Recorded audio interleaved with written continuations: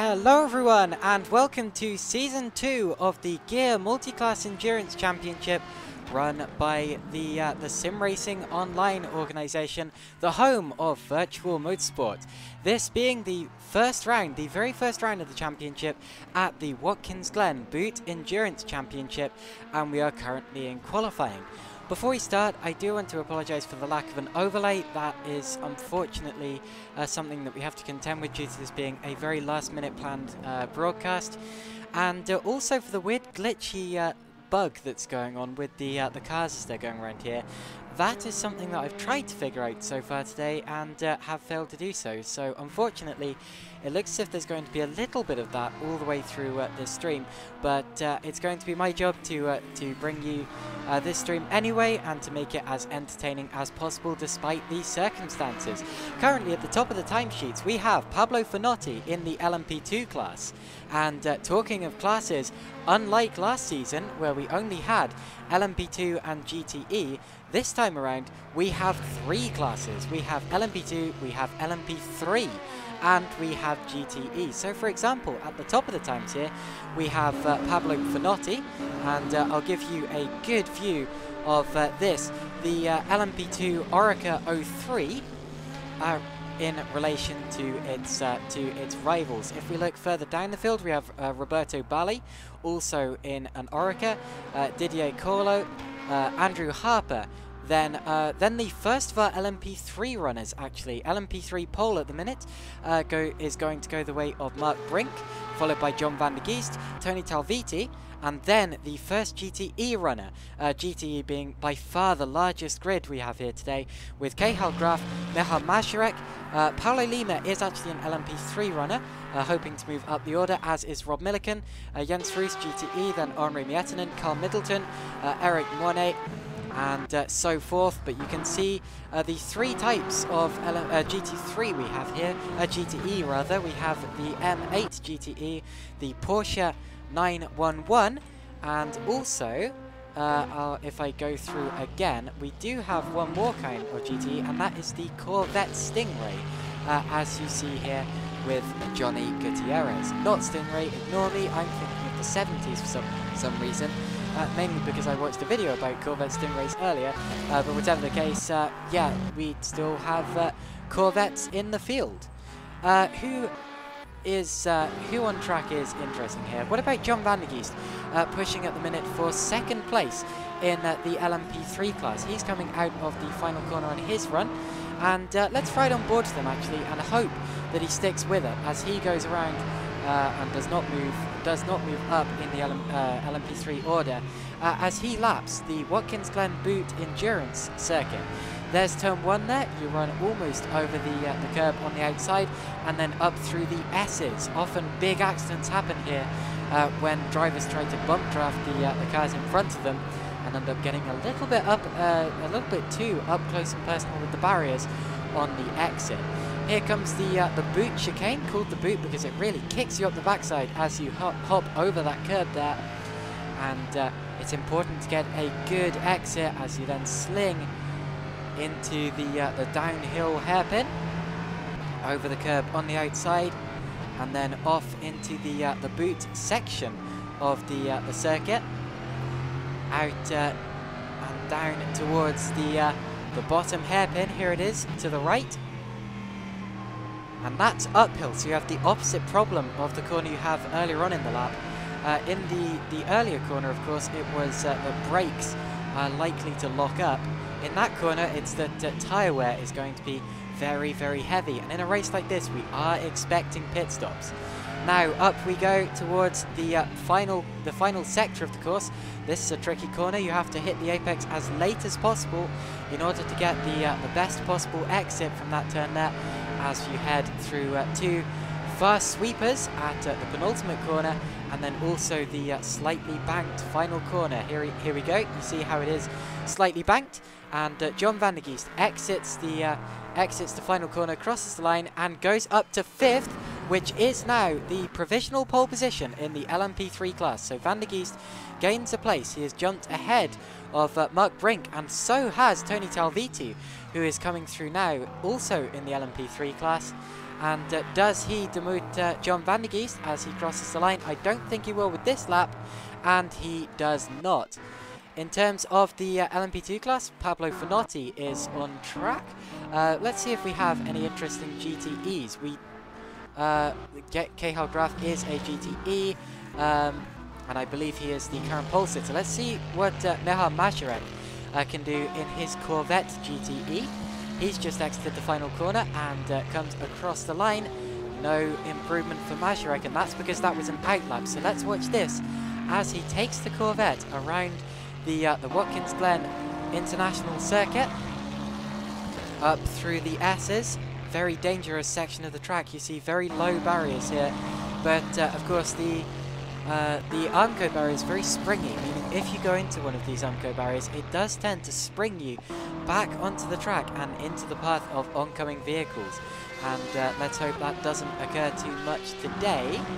Someone has just dropped behind this group, so I wonder whether someone's dropped out of the server from one of the top classes. That would be a shame.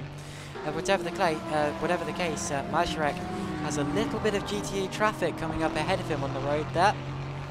Hopefully not getting too affected. That's Jens Roos in the BMW, one of the ARC car BMWs. Up the hill we go again. Just finding a map of the circuit so I can talk you through the corner names and so forth. This is one of the very few circuits that I don't think I've ever commentated on this circuit before, but less about me and more about the track. There's the left-hander at turn 9. Incidentally, the chicane is known as the inner loop. It's immediately followed by the outer loop, which is the downhill hairpin at turn 5.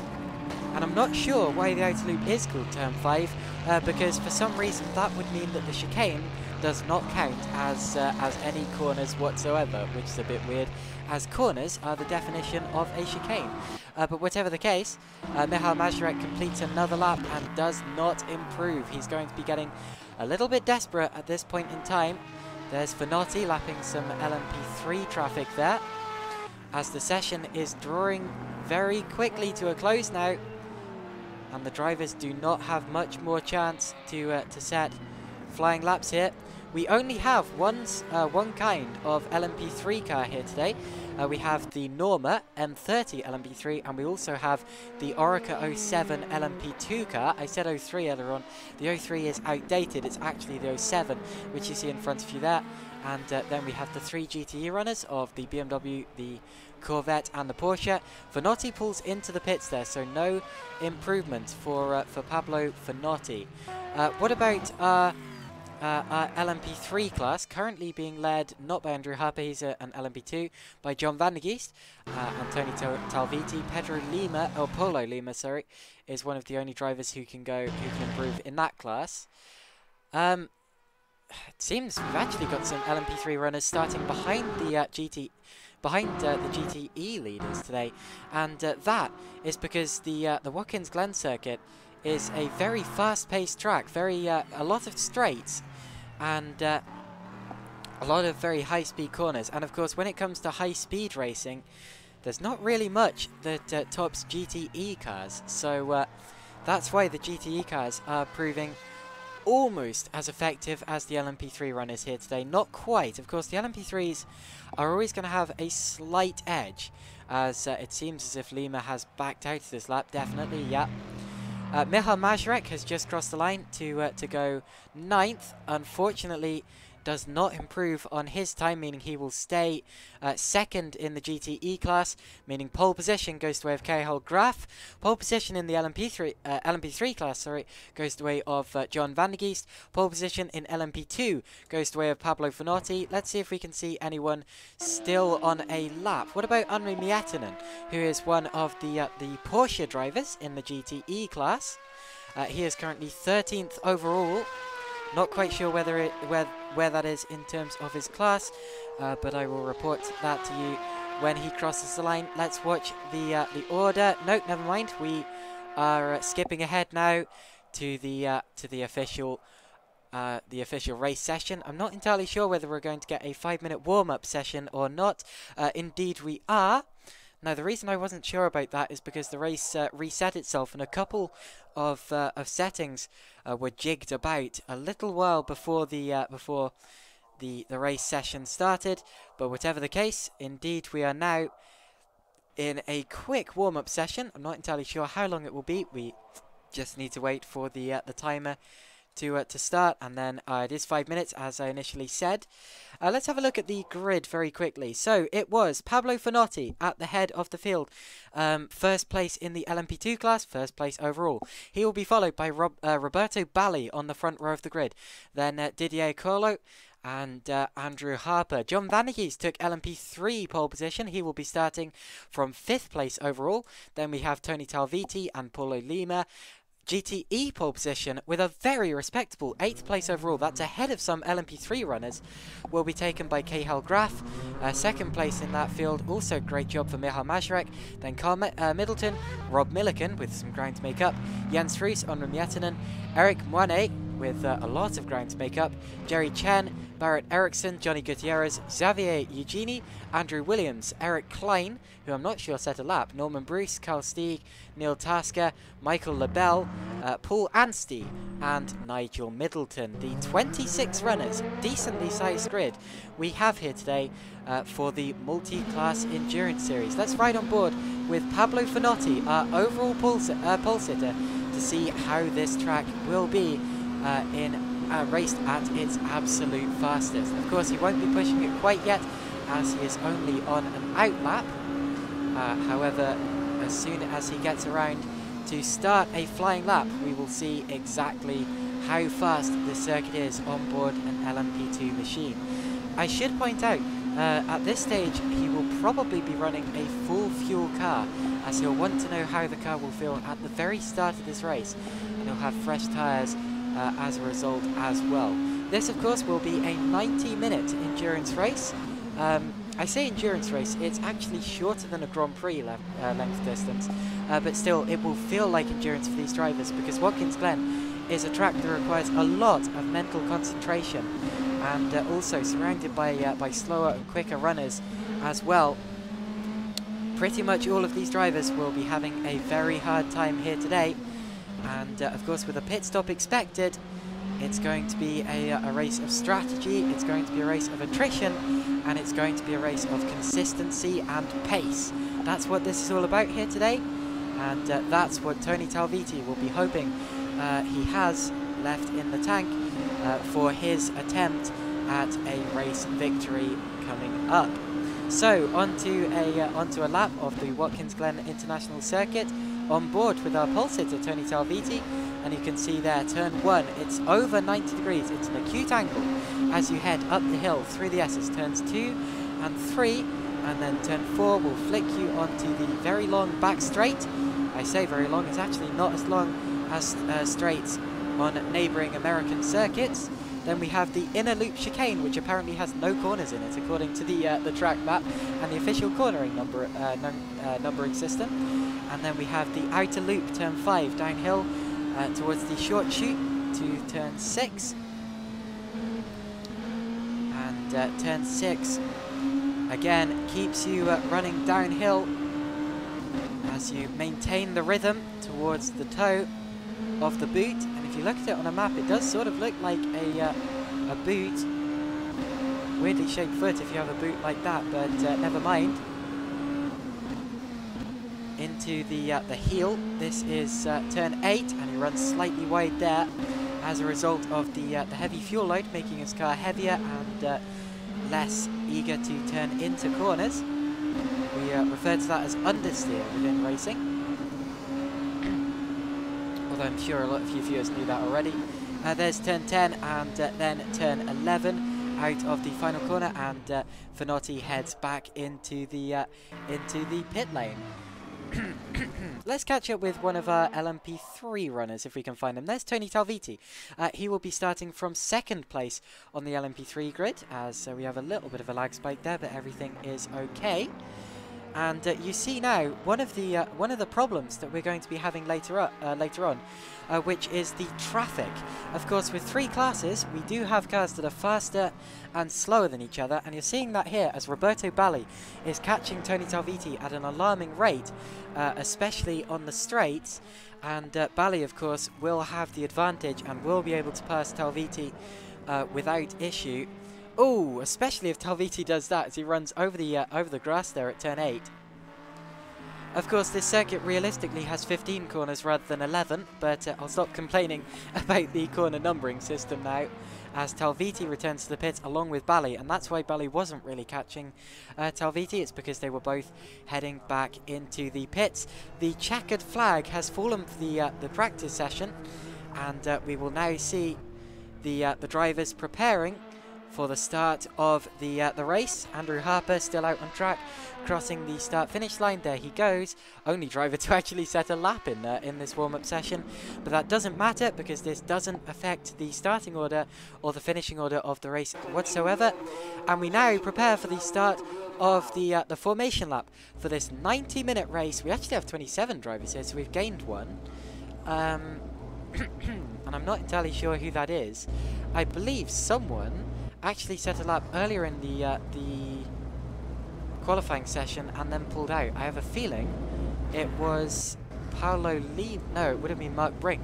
So Brink is actually 3rd in the LMP3 class. I didn't read him out when I was going through the order because he wasn't there when I read it, but let's run through the order again as they head onto their formation lap. The green flag is now showing for our leader, Pablo Finotti, as he leads us away for the start of the formation lap, and I believe the race timer has actually started ticking, if I'm not mistaken, which, well, I'm not entirely sure, but whatever the case, we are on the formation lap as Pablo Finotti leads from Roberto Bali in the red Oreca 07. The front row of the grid there, 2 Oreca 07s, and then we have the remainder of our LMP2 leading class with Didier Colo and Andrew Harper. Then you see a big gap back to the LMP3 field, and that's deliberate. You don't want all of the classes starting at exactly the same time because that causes havoc into turn 1. So John van der Geest very wisely hanging back here from the LMP2 field and leading around the LMP3 lineup of Van der Geest, Talviti, then Mark Brink, and Paolo Lima, Rob Milliken, and Eric Moine, who appear... Now, I believe they were actually supposed to start behind some of the GTE runners, so it seems as if the classes have been sorted into LMP2, LMP3, GTE, which is a very wise way of doing it, meaning it's then going to be Milliken, Moine, and Klein, followed by the GTE field. One thing I should point out before I read through the GTE field is that because some of these drivers were actually slower than GTE runners in qualifying, I'm wondering whether we're going to have issues at the start of the race with some of the GTE runners catching the LMP3s, which would be a little bit weird, but it's definitely possible. In the GTE field, we have Cahill Graf, Michal Mazurek, Carl Middleton, Jens Roos, Arne Miettinen, Jerry Chen, Barrett Eriksson, Johnny Gutierrez, Xavier Eugeni, Andrew Williams, Norman Bruce, Carl Stieg, and then we also have an LMP3 runner who obviously wasn't told that he was supposed to be with the LMP3 pack. That's Michael Labelle, Neil Tasker, Paul Anstey, and Nigel Middleton. So we're roughly sorted into LMP2, LMP3 and GTE, not quite. We have 4 LMP2 runners, followed by, that's 5, 6, 7, and then an 8th LMP3 car further back, and then a much larger field of GTEs rather. Round to the start line comes Pablo Finotti. The timer did indeed start ticking, and it had to in order for the LMP3 field to split away from the GTE field, meaning that this is going to be slightly less than a 90-minute race, more like an 87-minute race. And we are preparing for a single file start here with Pablo Finotti leading us around to the green flag. Pablo Finotti is going to take the green flag to start the race at the head, and he's going to lead us down into turn 1.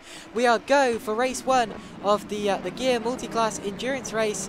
Running slightly wide is Didier Colo, and he keeps 3rd place from Andrew Harper. Let's look back to the LMP3 leaders as John van der Geest leads us onto a new lap followed by Tony Talviti and Mark Brink down towards turn 1. Is anyone going to make a move? Yes, further back. Lima under attack from Milliken, but Milliken backs off, and Lima gets over the... Oh, Lima's lost it into the barrier. He goes backwards. So we've had an incident already. It's Paulo Lima. We've also had a swap as John Van der Geest has lost the lead. So Tony Talviti leads the LMP3 class from John Van der Geest, and Lima has dropped further back. Cahill Graf leads the GTE pack through turn 1. Do they all get through safely? It looks as if they do. And I've just noticed there appear to be 2 Nigel Middletons.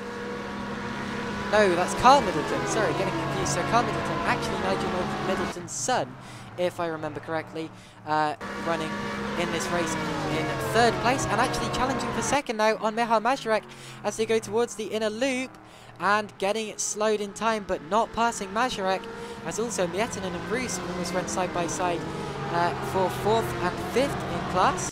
There we have an LMP3 runner, Michael Labelle, hoping to make his way through the pack, but actually almost getting passed by Paul Anstey. A little bit of a shake-up in the order there. As we complete the opening lap of the race, it's Pablo Finotti leading us round from Roberto Bali in 2nd place in the LMP2 class. Then Didier Cilo, or Colo, and Andrew Harper dropping back a little bit. And then the LMP3 class has a change of leader from the start of the lap as Tony Talviti leads us around ahead of John Van der Geest, and then Brink, Milliken, Wane and Klein. Paulo Lima, of course, had an incident. Does he have damage? Maybe slightly, but not dramatic. And Cahill Graf still leads the GTE pack as they head through to complete the opening lap of the race. The GTE class, much the biggest group of this race.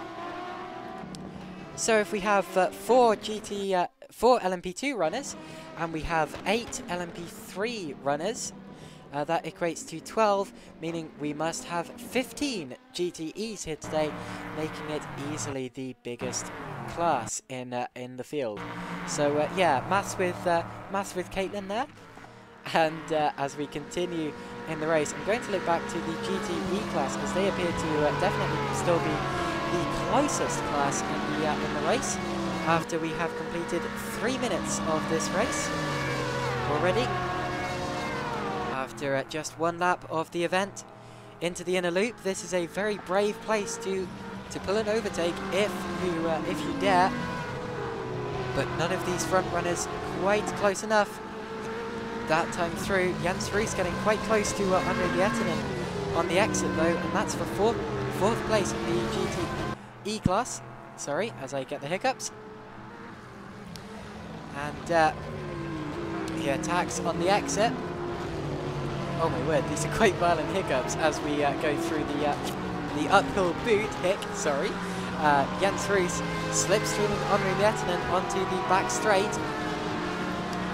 A couple of bugs there. That's probably due to the GTE cars being such a densely packed class and messing with my camera a little bit.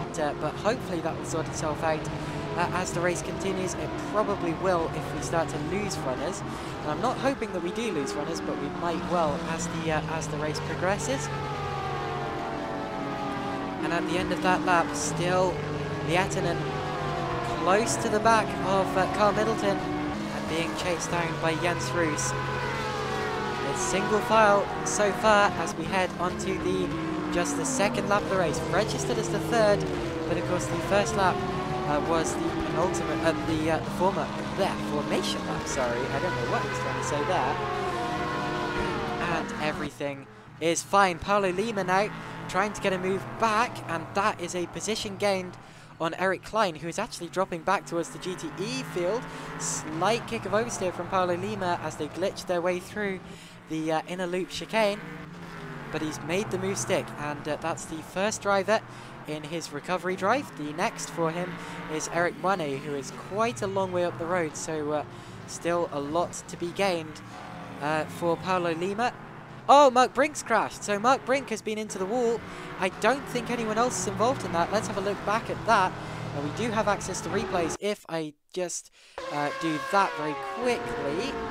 All sorted, jolly good. And now we... Whoa, sorry for this. Look back to Mark Brink. I think I may have just made it lag worse. Whatever the case, yeah, just, oh no.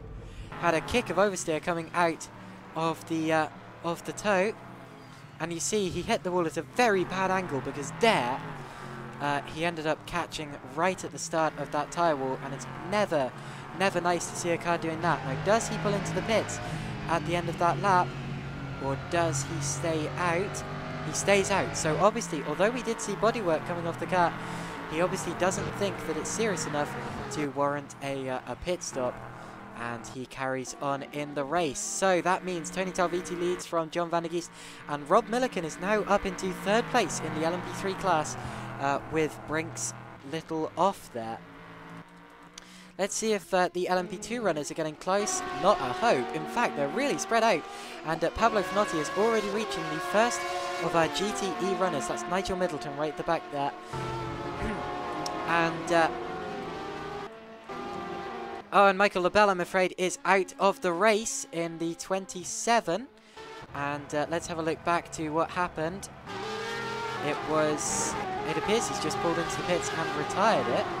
Got a little bit glitchy through the bus stop. I don't know if he had an incident earlier on, but whatever the case, Michael Labelle, our first retirement in this race.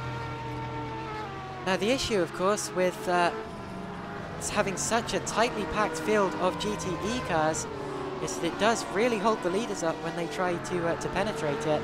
And Pablo Finotti here is flashing his lights, you just saw there, at the GTE runners, just to show them he's coming through.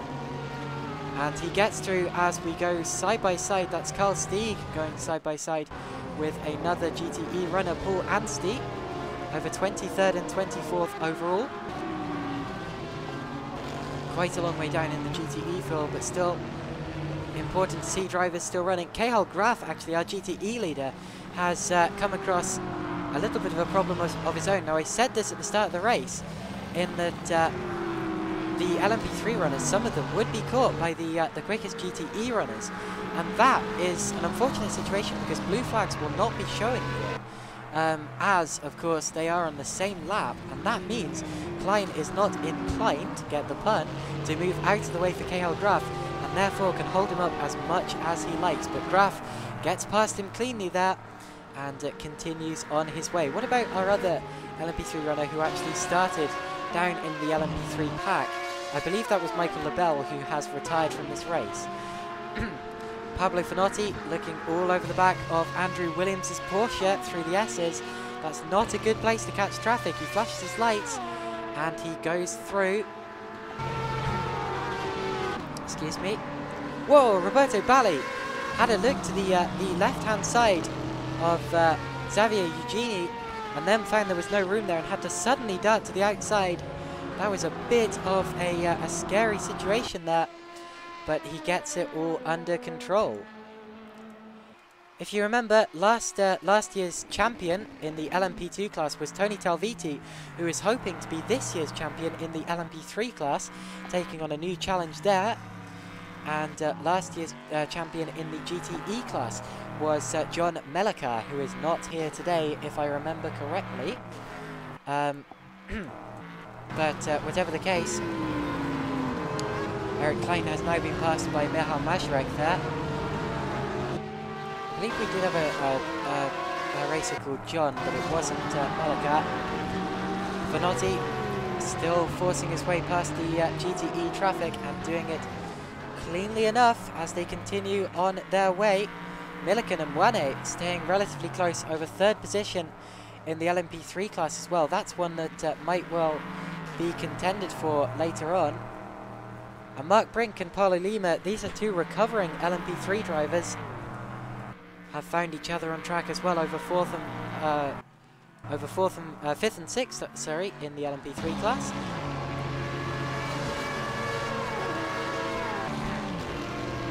Still, probably the most interesting fights though are those going on in the GTE class, as they're being passed by LMP2s, and they're passing the slower LMP3 of Eric Klein.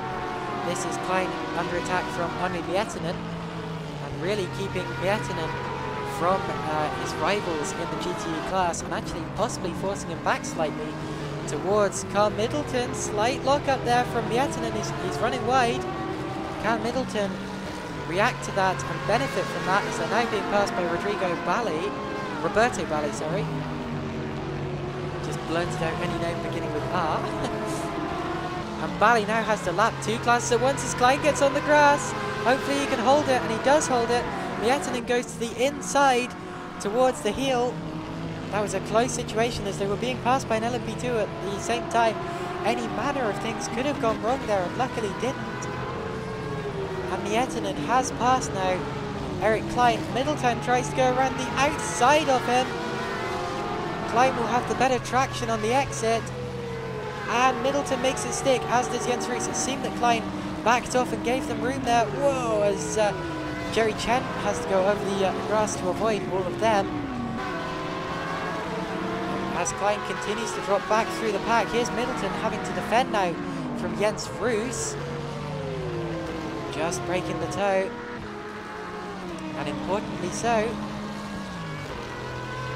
Continuing on his way, here's Roberto Bali catching Graf in an unfortunate space, but Graf sees him coming and gives him room. Nicely done there from Graf. Eric Mwene there running slightly over the curb on the exit. As Finotti there attacks Lima and doesn't quite get past him there. That's going to hold up Finotti slightly. Although Finotti, of course, has a decent gap over the rest of the LMP2 field, so doesn't have to be too worried about this. However, this will be costing him time, and he will be pretty annoyed about that, but still gets past Paulo Lima. Of course, how this happens in endurance racing is not like in Formula 1, where you'll see cars diving out the way of other cars as soon as they see a blue flag. Now in this series you have to hold your line, you have to remain predictable, you can't give way to other vehicles, otherwise you might end up hindering them by accident, and that's why you have to hold your line, and it's the job of the faster car to make its way around you, much the way as it is in overtaking, especially like we see in IndyCar racing, for example. Pablo Finotti has now caught some of the LMP3 runners. These are some of the higher ranked LMP3 runners as well. He's just about to pass 3rd place in class, Rob Milliken, as they go through the S's. And he will be feeling the full effects of the dirty air there, but Rob Milliken seemed to give him room. And Finotti went through. Nicely done. Still the race continues. Klein appears to have had enough because he's dropped right to the back of the field behind Nigel Middleton there. The LMP3 field still very, very close. No real back markers in this field. As Miettinen is going to challenge Mazurek for 2nd. He's been released from the LMP3 car who's stuck behind, and he goes through into the inner loop. And that is a really brave place to pull a move, as it means getting off the racing line, getting onto the dirtier part of the track, and not having the best run through the inner loop chicane, but he's made it stick, and Henri Miettinen goes up to 2nd place in the GTE class. Let's have a look on board with Henri Miettinen as he darts out to the inside, and you see, where do you turn? Look at that! Very tricky, very awkward angle to enter the corner, but he makes it stick. And a great move from Henri Miettinen, move of the race so far, to go up into second position in the GTE class, still being led by Cathal Graf in his BMW. Now that means, of course, that we have BMW first, Porsche second, and Corvette third. We have all 3 of the GTE runners, 1st, 2nd, and 3rd. Just showing you how competitive and how evenly matched the GTE field is. There's Tasker going side by side with Norman Bruce, and this is towards the heel of the boot. And they're in a fight with Nigel Middleton, not to be last of the GTE field. Still recovering on their way, and it's well, John Van der Geest now 2nd in LMP3 class, being lapped by Pablo Finotti. It's always a little bit worrying when you see people battling for the lead of both classes going up against each other because, oh, as we see a big slide there for John Van der Geest. Because if something goes wrong, it affects the overall order quite badly. Luckily, nothing did go wrong there, as Didier Kohler gets past some LMP3 traffic. Oh, and I believe the gap's closed up slightly since last time I looked between the two LMP3 leaders. That does tend to happen sometimes in traffic. Let's watch the LMP2 leader here trying to pass the LMP3 leader and hope it all goes well. Yeah, it should do here as they're on a straight. Pablo Finotti gets the drag and goes past Tony Talviti, last year's LMP2 class champion. Of course, last year had no LMP3 class champion as there was no LMP3 class. So the debut of the LMP3 class, already wielding a good race there. And some quick drivers have signed up for that class. Now that Miettinen has got past Mazurek, he's really gaining some ground over the Corvette, and actually Middleton is catching. So, are we about to see another fight for third place here between Carl Middleton and Michal Mazurek? Mazurek struggling a little bit in this stage of the race, maybe trying to conserve fuel and tyres. Of course, all of these cars are expected to make a pit stop. If you can do this race without pitting, then I will eat a spoon. But whatever the case, Carl Middleton definitely catching, also catching. That's a battle for fourth place between two identically liveried BMWs. Cahill Graf going up the inside of Jens Roos and making it stick into the into the inner loop rather, just as we saw with the fight for second a couple of minutes ago. Another really good move there pulled by Cahill Graf over Jens Roos. And I'm not sure whether they're teammates or not, despite being identically liveried. I'll have a look at that. Incidentally, I think they are both racing for the Rookie Monsters team. I'll just double check that. Indeed, they're not. Rookie Monsters signed up for the last series, but not this one. Who are they signed for? It was Jens Roos, who is actually racing for Redline Racing 2.0, and it was Cahill Graf.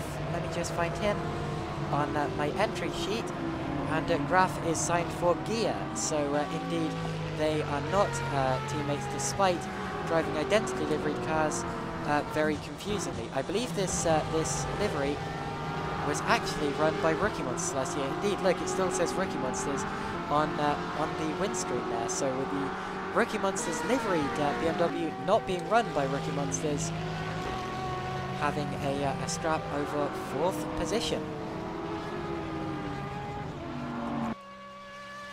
Now we've completed 20 minutes of this race. Good to see you all here in the live YouTube stream. It's fantastic to see so many people tuning in, and it would be really good to see more comments kind of after the race is finished. You're welcome at any time, no matter when you're watching this, if you're watching this live or afterwards. And we hope you continue to enjoy this SimRacingOnline races. Carl Middleton's clouted the wall. Middleton, who was catching Michal Mazurek for third position, has been into the barrier. Does he have damage? It's hard to tell because there's a little bit of lag going on. I'm not sure if he does. He seems to have got away with it relatively well. Oh my goodness, it's really laggy now as we head up towards the back straight. I'm really sorry about that lag. I have no idea what's causing it. I'll try to get that sorted out for the next round. But whatever the case, yeah, Middleton getting really heavily into the wall there, and that's a big shame. Goodness, I think I might be infected by some kind of virus. Oh, we've had a change for third in the LMP3 class now. Eric Moinet has passed Rob Milliken for third place in the LMP3 class, and they're being caught by Mark Brink, who wants to get in on the action. Let's have a look back at how this happened. Seems they were racing for quite a while and went side by side. Let's ride on board with Eric Moinet as we watch exactly how that happened.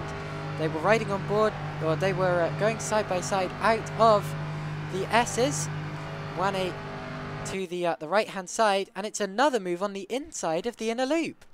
Now that's a move that I don't normally see. So a really good move there for Eric 1-8, who has put himself up into 3rd position in the LMP3 class, as they're now being caught by Mark Brink. Of course, I should point out, Mark Brink, if you look at his car closely, does actually have some slight damage on the front right corner after spinning into the wall earlier on. He is on a recovery drive here today. And great to see him continuing on his way as he was before. But he does have a lot of ground to make up.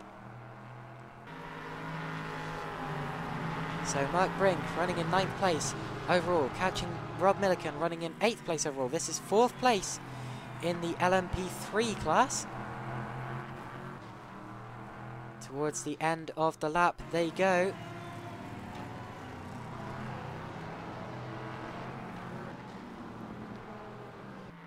And of course, just ahead is Eric 1-8, meaning if Brink, who runs slightly wide there, can get past Milliken quickly, then 3rd place may well be his for the taking.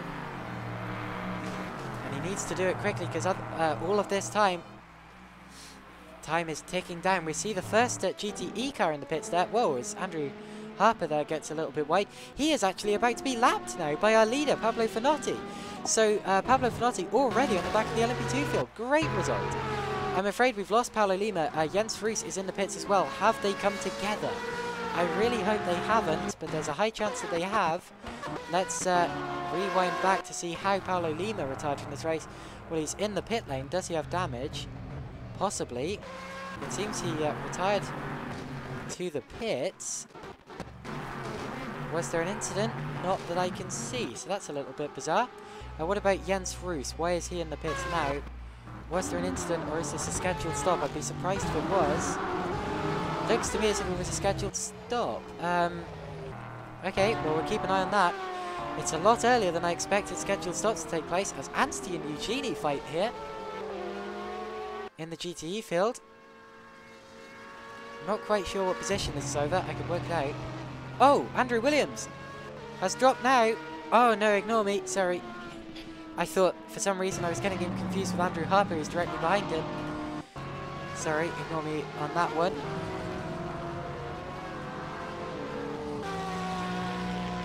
So, now Mashirek, Henri Mietinen. Now, where is Graf? Graf has dropped back down. Sorry, Graf has dropped back from the GTE lead. Henri Mietinen leads the GTE class, followed by Majorek and Middleton, 2nd and 3rd. So what happened there to Kale Graf? He must have had an incident. I'm going to have a look back to see if I can spot exactly what happened. My word, this lag is horrific. Hold on a second. Of course he did. We saw him fighting with Jens Roos. All of that time I saw him fighting with Jens Roos. I didn't register that he had previously been the race leader. Now that's... oh my word, I feel so bad at myself for that one. But whatever the case, Graf a long time ago had an incident. There it was. He's had a spin. He had a spin, and that's at the penultimate corner, isn't it? Well, whatever the case, just getting it into a half spin, that's a bizarre one. And losing control of the car. Let's have a look from on board, if the camera allows us to actually see what was going on. That's a really weird one. The rear end just got away from him. I'm really quite baffled as to what actually went down there, what actually happened. Here we are on board with Henri Mietinen, who took over the class lead of the GTE class. And there it goes. All of a sudden, the rear end just had no grip. So Mietinen leads the class, followed by Majorek and Middleton. Jerry Chen is up into 4th place now. So Graf has dropped back even further. Disaster for Graf. Chen is up to 4th, followed by Ericsson and Gutierrez. And Cahill Graf is really struggling. That's a huge shame for our previous GTE leader, GTE pole sitter. And a big shake-up of the GTE order. Meanwhile, Eric Klein appears to have found some pace and has actually started passing some GTE runners. unless he's being lapped by them, I'm not sure. Jens Roos has dropped back. Oh wait, that's because of his pit stop. And is going off again onto the grass, giving way to Tasker. And is he about to retire? Oh, he's got damage. Jens Roos has damage. Let's rewind the footage and see exactly how that happened. It's happened. Oh no. And that has happened at the short shoot. To turn 6. Here he goes. He's just... Has he just misjudged his braking and gone into the wall? Possibly. And that's a heavy impact for Jens Roos and some heavy damage as he limps back to the pit lane. He's been lapped by Carl Stieg now. So a disaster for him. Continuing on in the race, there's Andrew Harper lapping Barrett Eriksson. Harper running in last place in the LMP2 class, unfortunately, but still running, which is the important thing. And still getting past GTE runners cleanly. I believe the lag's got worse since the race started. I'm going to have to get this checked out after the race. Run an antivirus scan or whatever. Oh, that was close there between Graf and Bally. Bally pulled over too quickly for my liking there.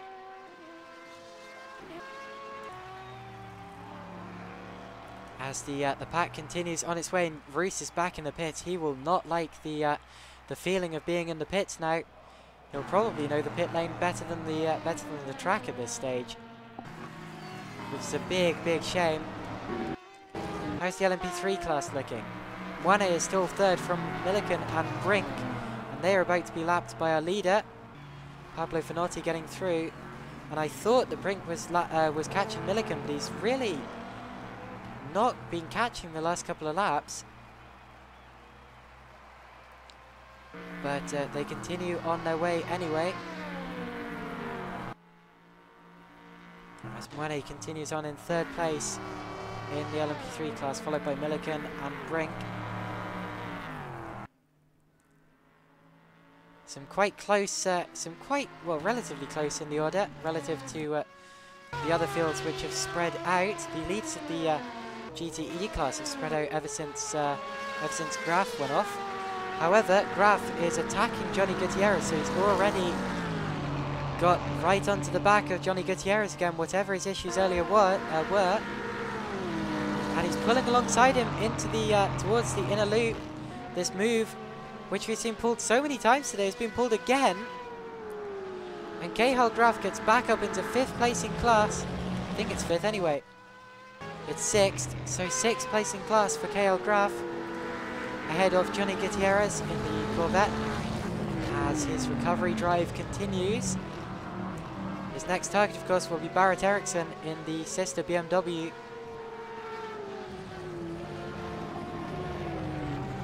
Half an hour down in this race. An hour still to go. There's Michal Majerek giving way to Bally, and Middleton giving way to Andrew Harper. So Bally's now lapped Harper as well in the LMP2 field. It's not going great for Andrew Harper, but at least he's still continuing in the race and running cleanly. Sometimes that's all that you can ask for in a race, and that's all that matters. Of course, if you finish this race, you will get points. In fact, I think if you start the race, you end up scoring points, which is good.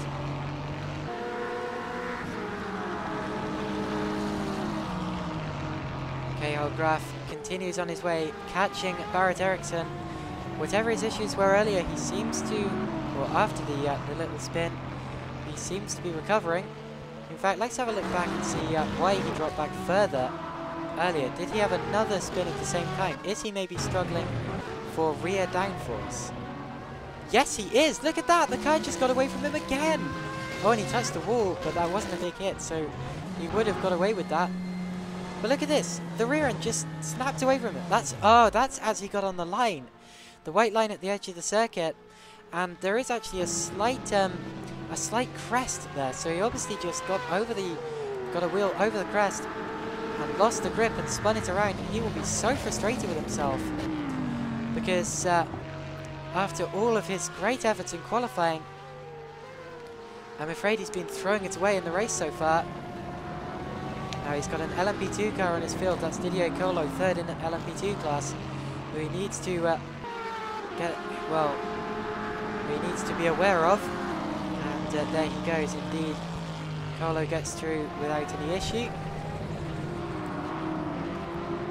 This, of course, for 14th place overall between Ericsson and Graf, but Graf, of course, was the GTE pole sitter and will hope to get back into that position, but he's got a lot of work left to do in this race. He's got a lot of work on his hands after his incident earlier, his 2 spins. Possibly just struggling for rear downforce. Maybe that's a setup issue which he has to sort out for next round. I saw a car in the pit lane there which looked a lot like Andrew Harper. Indeed, Andrew Harper in the pits. Earlier than I expected. Was there maybe an incident on the last lap for Andrew Harper? I'll check to see if he had any damage.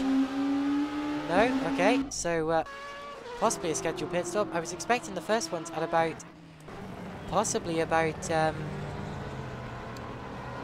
45 minutes in. John Van der Geest has just lapped the last placed LMP3 runner, Eric Klein. Oh, and wait a second.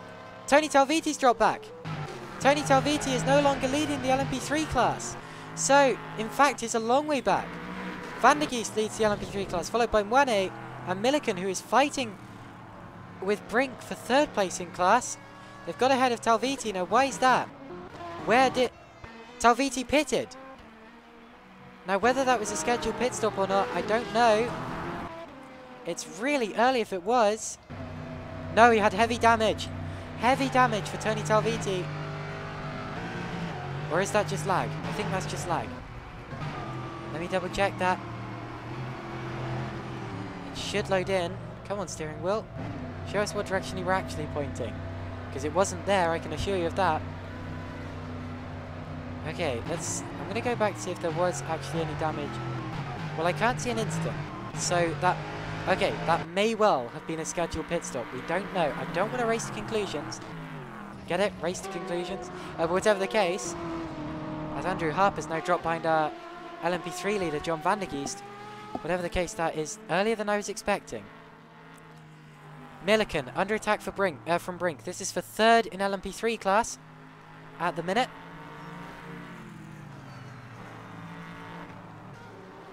As they go around the outer loop, we're on lap 20 of the race. Lap 19 actually, because the formation lap didn't count. Or did count when it shouldn't have done, I should say. But Brink has been catching Milliken for a while, and Milliken runs wide. This might work. Oh, he's on the grass. Milliken's losing it. Great save from Milliken. But Brink is going to have that as they go down the back straight. It was a really good save from Milliken as he went over the grass, but that has given it to Mark Brink. And now Tony Talviti is on their tail as well, the pole sitter and previous leader in the LMP3 class. But let's have a look at exactly what happened with that mistake from Rob Milliken, sorry, as he ran wide and then just put 2 wheels on the grass that sucked the car wide. Great save. And you'll see suddenly to your left, very soon, about now, the car of Mark Brink going through into 3rd position. Continuing on their way, they're side by side now with Tony Talviti. And Talviti recovers that position there from Rob Milliken.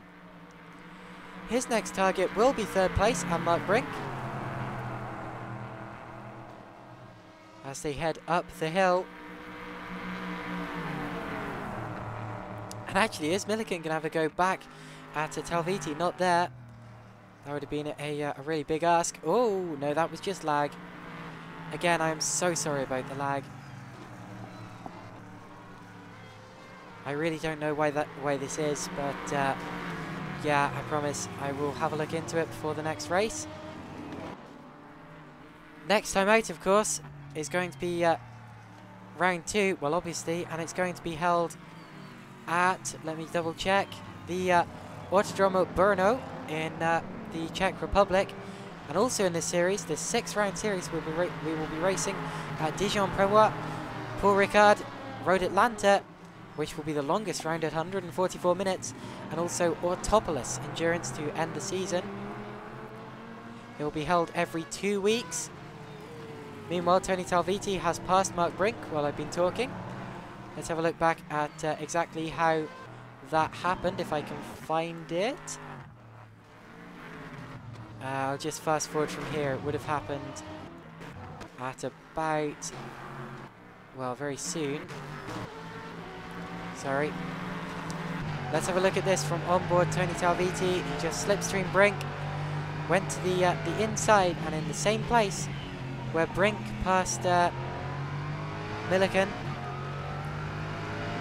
Tony Talviti has got back into 3rd position ahead of Mark Brink. Fast forwarding again, Brink still running. Tony Talviti has is continuing in 7th position there, and 3rd in the LMP3 class. And he'll be catching Eric Moine here quite quickly, I expect. A couple of drivers out of position, Andrew Harper being one of them in the LMP2 class. As John Van der Geest, the LMP3 leader, is still ahead of him and doing a fantastic job. And Pablo Finotti pits. So it seems that the pit stops are occurring much earlier than I expected them to. And Pablo Finotti has pitted from the lead. Now where's Bali? Bali will take the lead here. Roberto Bali will temporarily take the lead. They've only been racing for about 38 minutes. It says 39 on the bottom, meaning it's actually more like 36 because of the formation lap. Roberto Bali goes through to the lead of the race temporarily, but he will still need to make a pit stop or two later on. I'm expecting 2 stoppers from these guys who are pitting early. I can't imagine, actually to be honest, they probably could run to the end of the race from here. It's only 50 minutes and the car will be lighter and therefore less intense on the tyre wear. But also in terms of fuel, I'm not sure, so maybe, as Didier Colo there goes through into 2nd, and Pablo Finotti gets going again and rejoins the race.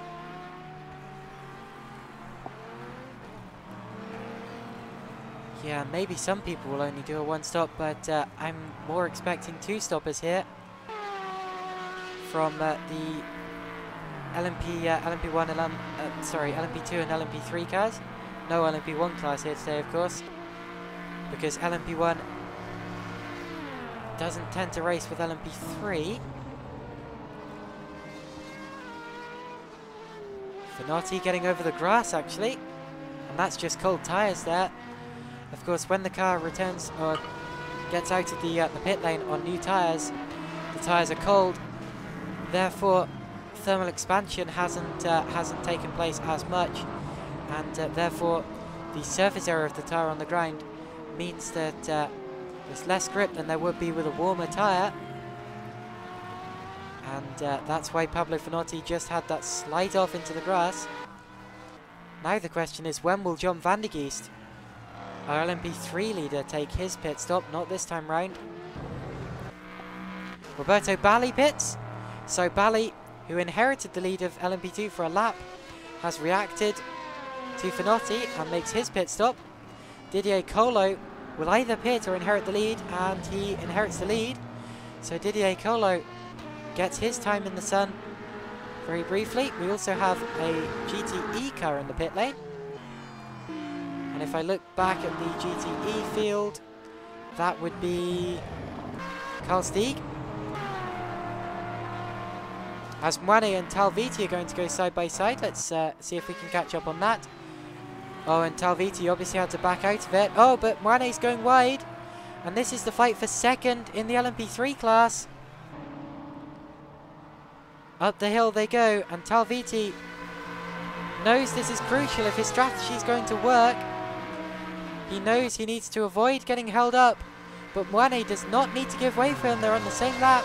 Talviti to the inside of Moine to the inner loop, and the move works again.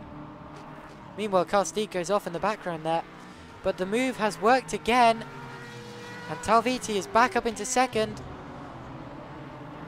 as Klein goes off there. Klein is an LMP3 car, but he's not in a race with these guys. He's being lapped. John Vandergeest still a long way out in front in the LMP3 class, but is yet to stop. Let's have a look back at that move for Tony Talviti. It was at the end of the run up the hill. He was in the slipstream as he charged down and passed Moine on the inside of the inner loop. That's been a popular move here today, and a really good one, really difficult one to pull off, but somehow it's been one of the most popular. And Talviti passes Moine. Vandergeest continues, he hasn't pitted yet. Meanwhile, Pablo Finotti's back up into the lead. Now, did Colo pit, or did he just get passed by... I'm confused. Or did he not inherit the lead at all? He did very briefly, but did he pit or was he passed? Oh, he went off! There was a collision between him and Eric Klein in the LMP3 car. Let's watch this in real time. Colo turning in. Oh no! Klein was still there.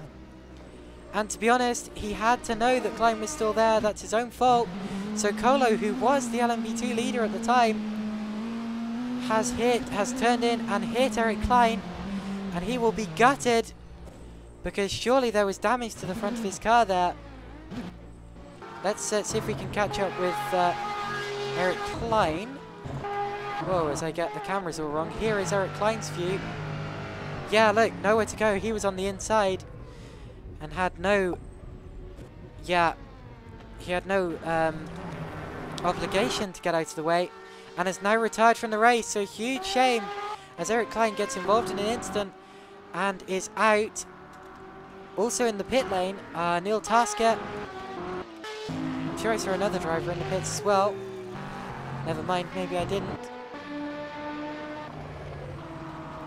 So Finotti therefore leads the race, and Colo only pits now, so he did not have to pit after his incident despite a heavy hit into the barrier.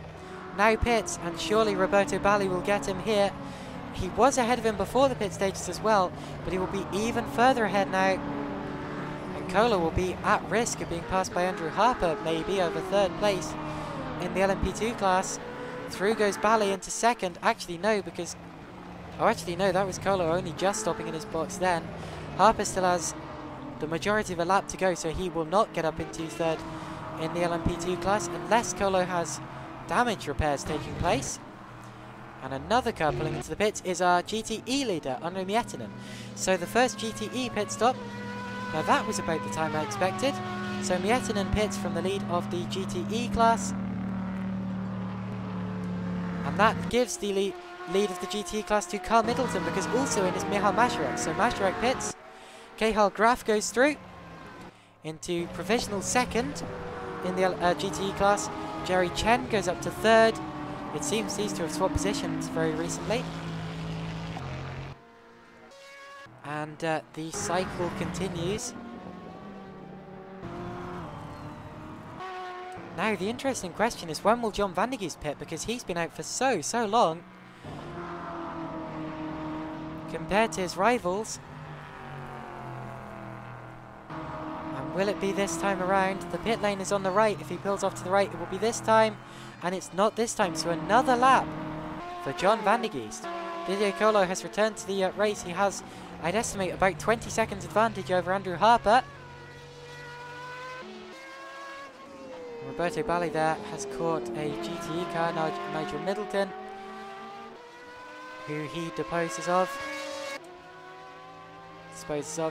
Pablo Finotti, Carl Stieg, around the outside. There we go, nicely done. In the Orica 07, passing the Porsche. Only 2 retirements still. 3, actually, ignore me. Eric Klein, Jens Ries is a long way behind. Only 3 retirements in this race, and it's been a remarkably clean race, and I don't want to jinx it, but remarkably clean compared to what I expected.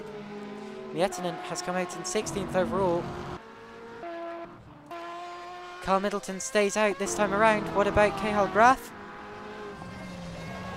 Now Graf didn't pit earlier, did he? Despite his incidents, I don't think he did. And continues on his way. Jerry Chen there in the Flying Lizard Racing liveried Porsche.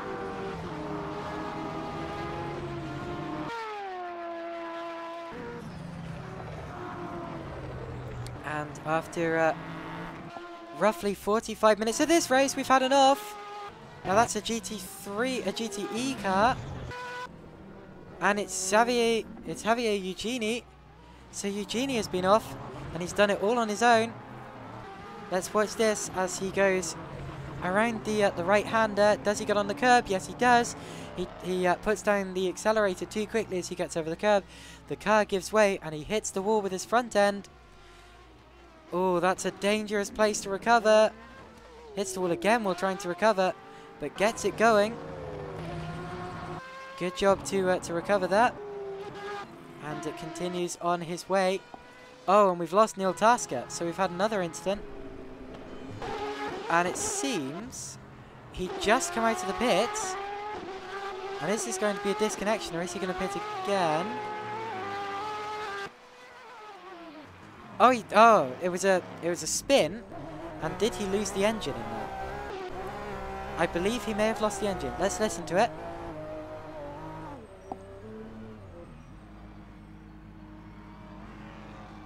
No, engine's still running. He's just decided to give up. So, with the engine still running on Neil Tasker's car, he is out of the race nonetheless. And he becomes our 4th retirement of the day, along with Klein, Lima and LaBelle. But still a decent number of cars continuing. Javier Eugeni pits after his incident.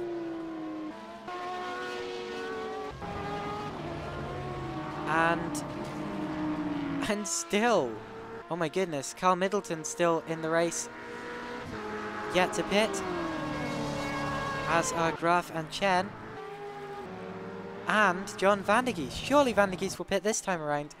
We're 50 minutes in, and obviously people such as Van der Geest, Middleton, Graf and Chen will be going for a one-stop strategy, and Van der Geest pits at last.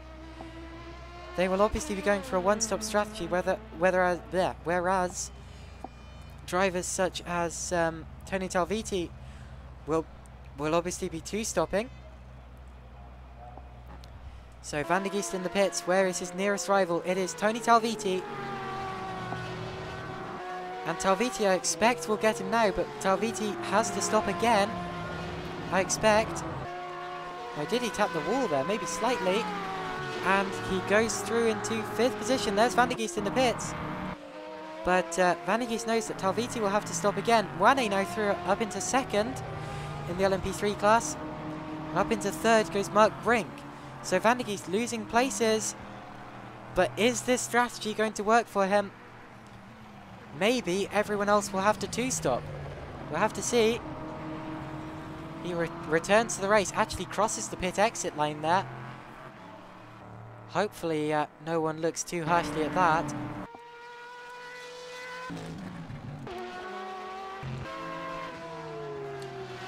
So that means we have now the 4 LMP2 cars are leading this race. It's an LMP2 1, 2, 3, 4, followed by the LMP3 field, and then the GTEs as it was before. Tony Talviti actually struggling to catch up with this GT Porsche because this is the part of the circuit with a lot of straights. It's a tricky part of the course because the GTEs will be roughly as quick as an LMP3 around here. With the LMP3s gaining it in the corners, although Talviti running wide there and Anstey actually doing a quicker corner. These two, of course, not on the same lap. We're watching our new LMP3 race leader, Tony Talviti, who of course set pole position, but pitted very early on.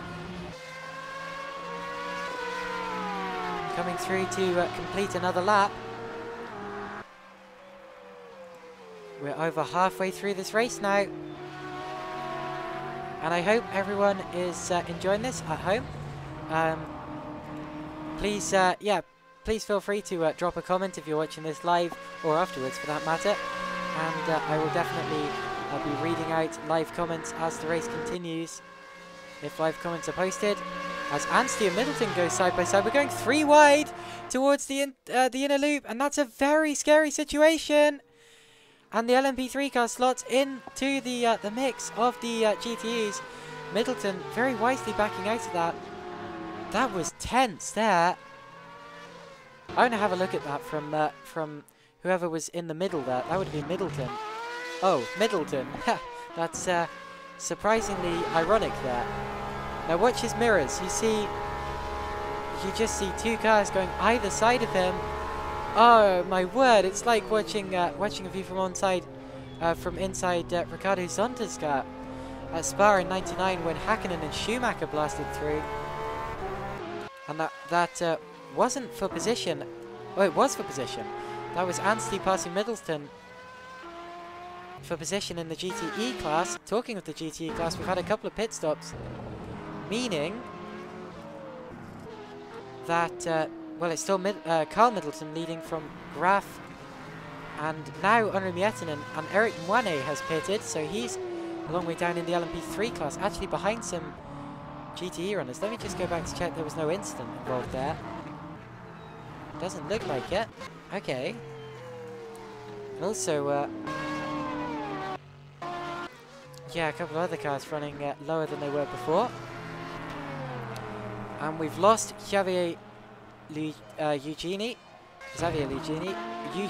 there, sorry. Now was that, did he have a separate incident, or did he just retire?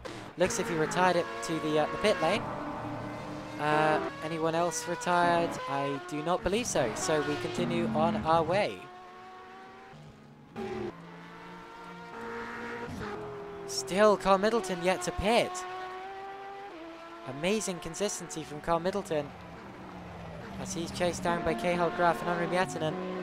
And that's a car facing backwards, and that was Mwane. So Mwane goes around. Let's have a look at our order in the LMP3 class. It's Talviti leading from Brink and Van der Geest, then Milliken, and then Mwane, who was quite a long way down there as Andrew Williams pits in the GTE class. And Mwane pits again! So, actually, I'm not entirely sure. Oh, yeah, did pit a little while ago.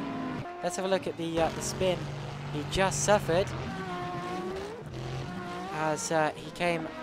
There he is. It's through the final corner, and he just loses grip. Look at that, very similar to Cahill Graf's spin from earlier. It looks as if that corner is pretty difficult in the way that the cars just keep randomly losing grip. So Mwane spins it, and then pits it, presumably for a new set of tyres, and returns behind some GTE runners. He's got Johnny Gutierrez just in front of him, and will be hoping to make his way back past him before long. Now surely Carl Middleton will pit this time around. He'll see his chance because he's being held up by some GT traffic. Is Rob Milliken on the same lap as him? Yeah, it seems he is. And Middleton still doesn't pit, so continues on his way. This is an amazing drive from Carl Middleton so far, and I'll be interested to see where he slots in after the pit stages are complete. And if ever there's a driver going for a one-stop, it's Carl Middleton. Jerry Chen very close to the back of Barrett Ericsson's car, and that's over 4th place in the GTE field, which isn't a bad position at all.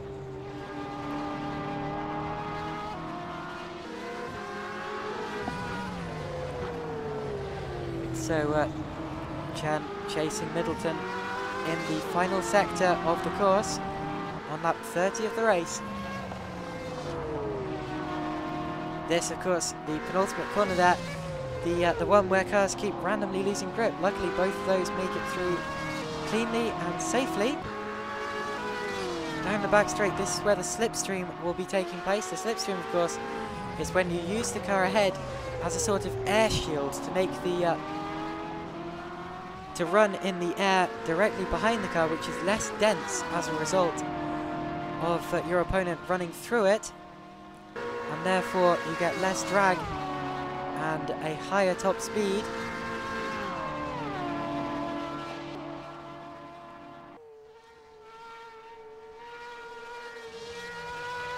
So into the inner loop chicane now, and still they're relatively close. And Chen's real advantage here will be if they end up being passed by an LMP2 or LMP3 car, because then it might well just spook Ericsson if it's done in the right way. Of course, Ericsson can't see behind Chen as well as Chen can.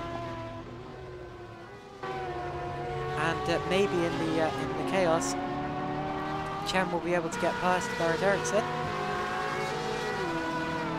Very much like what we saw with the 3-wide incident between Middleton and LMP3 leader Tony Talviti a little while ago.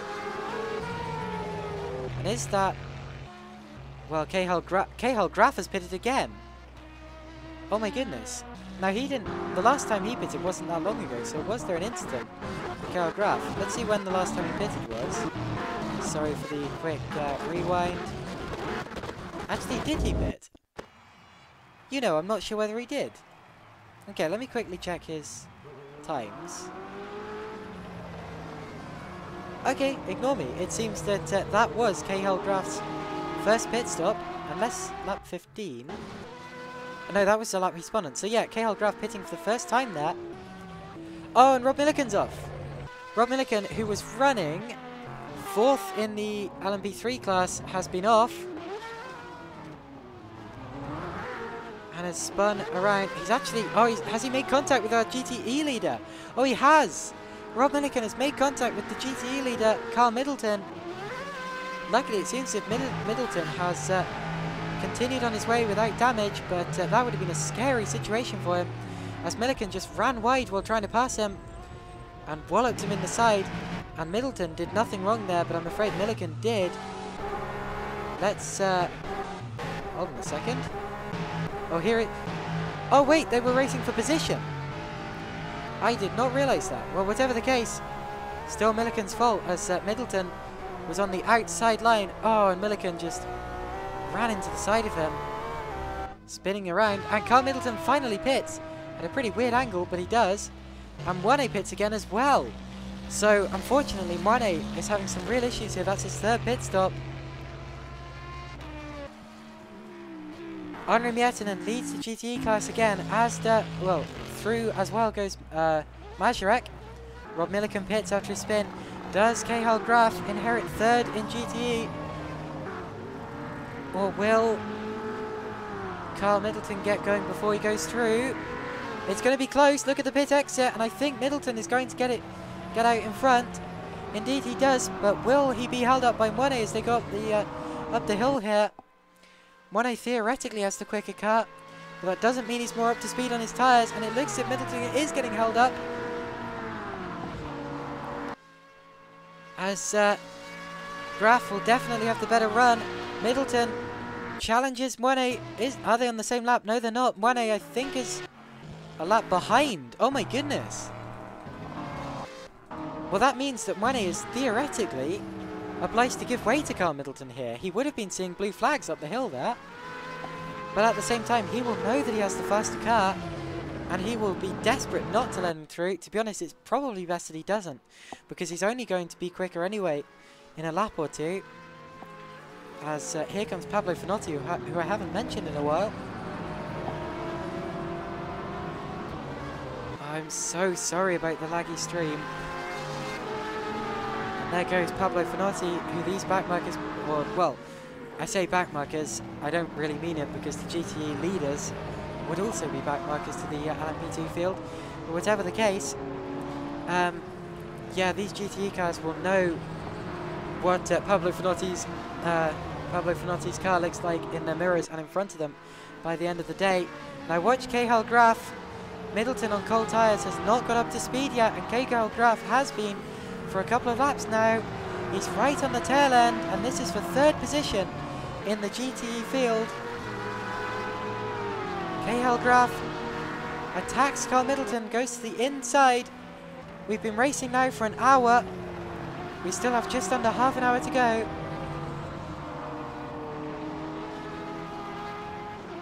This is the point in the race where the pit stop strategies start to really resolve themselves. And Graf is getting close to the back of Carl Middleton's car. Is he going to get him here down into the interior loop? Not quite close enough. He would have had to go to the outside rather than the inside there, with the inside being the optimum overtaking line, as we've seen from the results so far. And he does the dummy. Well, that's a wide entry corner, sorry. So no opportunity for Graf to get past Middleton just yet, as they continue on up the hill. Andrew Williams says closing in on Johnny quickly, and then he had a black screen. Oh no! So I'm afraid it seems as if we've lost Andrew Williams from this race with a black screen. Nigel Middleton's in the pits.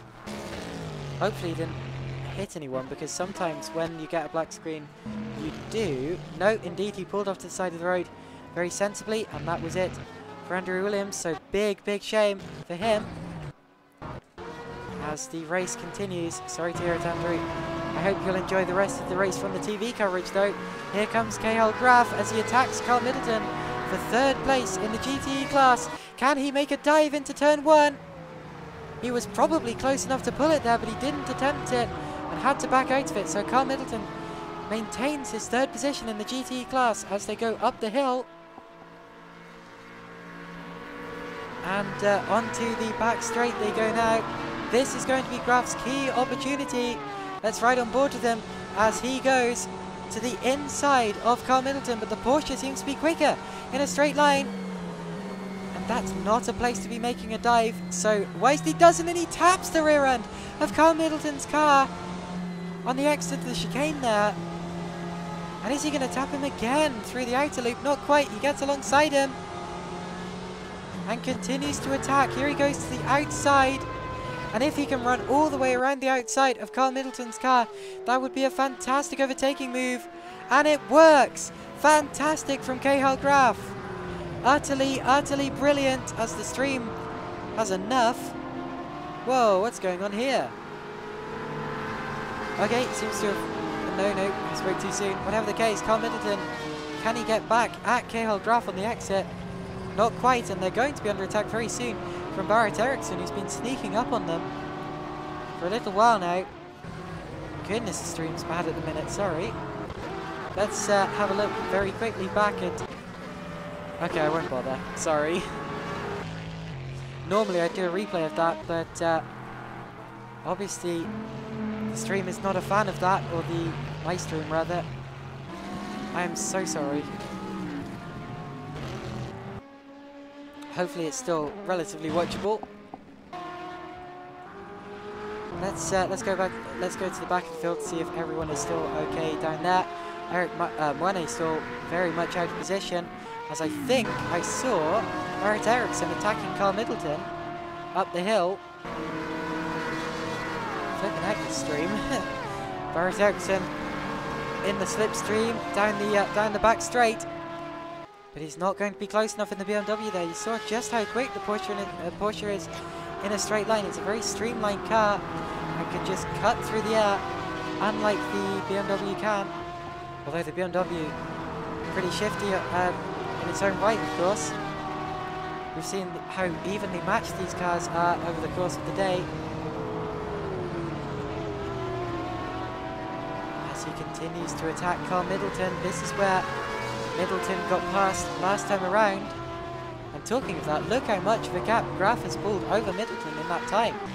Graf absolutely getting away in third place in the GTE class. What can Eriksson do now?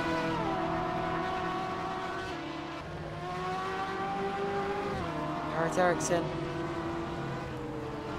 And they're actually right on the back now of Eric Moine, who is a lap down, believe it or not, despite being in an LMP3 car. Moine's been really struggling in the late stages of this race. But yeah, My word, he's really holding it up. Eric Monet really holding up Carl Middleton, Barrett Ericsson and Jerry Chen at this point in the race. Onto the back straight they go.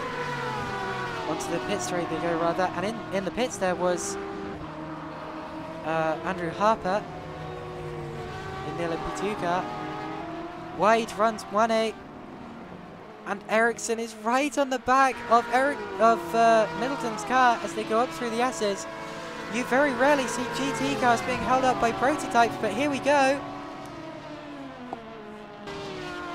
And Middleton will be screaming. Down the back straight they go. Middleton to the outside, and he gets through. Past 1A. And he's put a car between him and Ericsson. Oh, 1A's in the wall. And to be honest, that's probably exactly what Ericsson and Chen would like, with no disrespect to 1A. Let's go back and see exactly what happened to 1A there. It looks, did he hit the back of Middleton's car? No, he just lost control and slammed into the barrier. And I'd be surprised if there wasn't some damage to that car. Yeah, slight steering damage there, as well as possibly some missing front bodywork.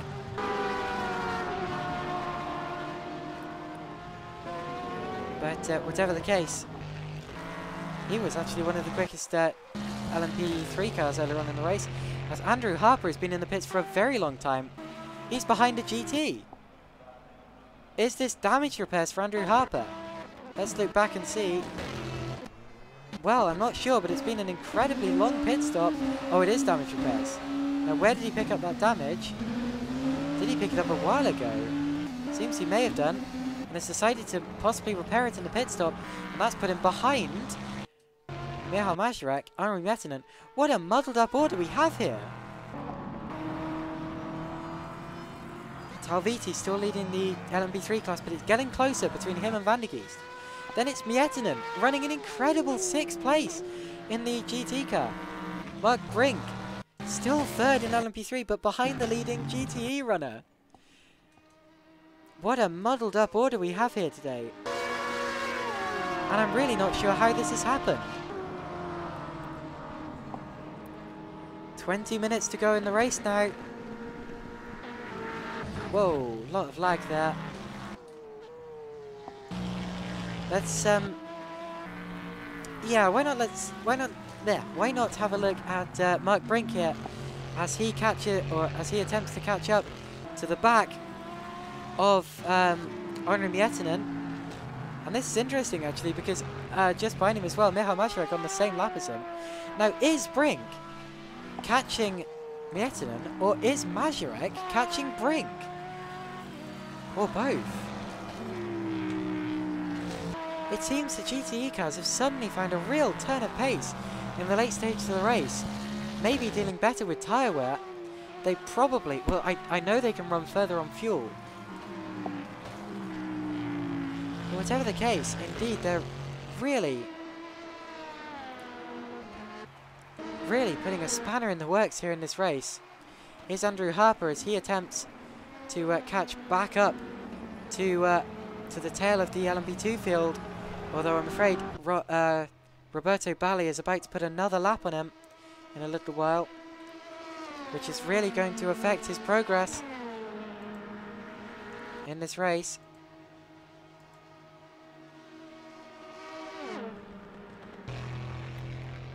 And yeah, cuts the chicane there to get out of the way of Bali, and actually takes one of those signs with him. I'm surprised that sign has lasted that long, to be honest. I really am. Oh, it's getting close for the lead of LMP3 now. I told you that Van der Geest was catching, and indeed, he's really catching out to the back of Tony Talviti. They've got another LMP3 car between them, and that's the lapped Eric Monet, who should be getting out of the way soon. Indeed, down the back straight. Hopefully here, not quite. And Monet now runs off the road to get out of the way very wisely.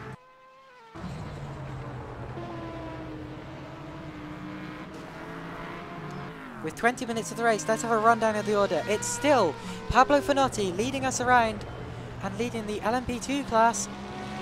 a long way ahead of Roberto Balli. Let's see what the gap is. It's 55 seconds. Oh my goodness, huge gap for the lead. With Roberto Balli second, then Didier Kohler in third place.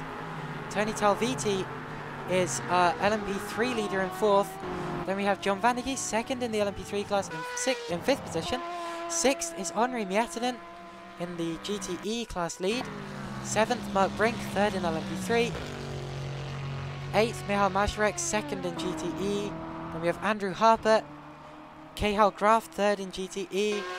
Carl Middleton, Barrett Eriksson, Jerry Chen, Johnny Gutierrez. Then we have Anstey, Milliken, Middleton, Bruce, Moine, Stieg, Roos. And then out of the race, Williams, Eugenie, Tasker, Klein, Lima, and LaBelle. The race continues, and the LMP3 car, the LMP3 leaders continue to fight.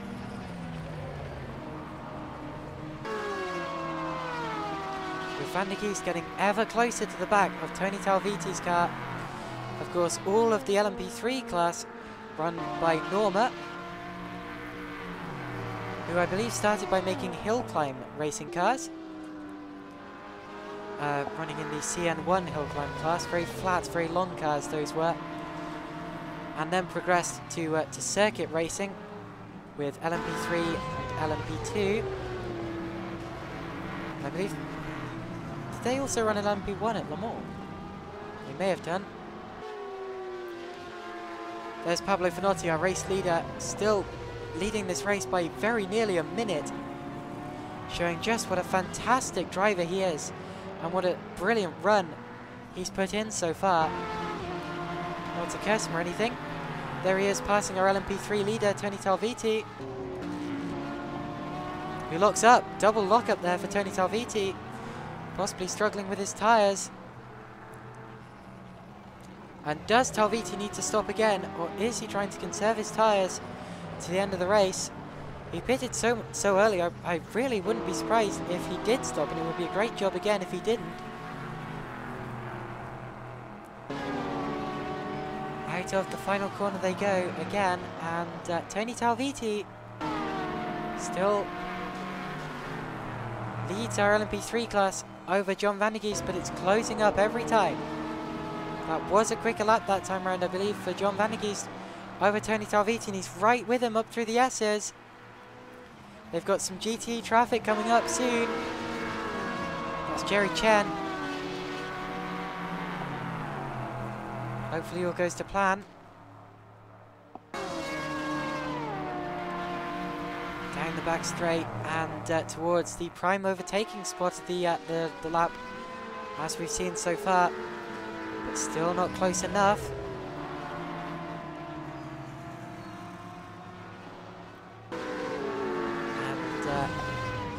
Talviti there runs slightly over the curb.